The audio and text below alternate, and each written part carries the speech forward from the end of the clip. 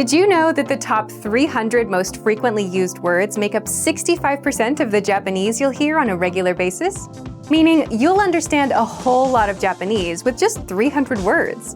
You'll be able to introduce yourself, talk about how you feel, answer basic questions, and most importantly, unlock the tools you need to learn words and phrases beyond those first 300 words. And that's exactly why we're launching our 30-day vocabulary challenge. Starting tomorrow and for the next 30 days, we'll post a new video every day, and you'll pick up 10 new words. And in 30 days, you'll master all 300 words. We'll also test you on the words to help you remember them for good. Now, how about we assess your Japanese vocabulary knowledge right now for free? Click the link in the description below and take our assessment test. And remember, the challenge starts tomorrow. Don't forget to subscribe so you don't miss any videos from the 30-day vocabulary challenge.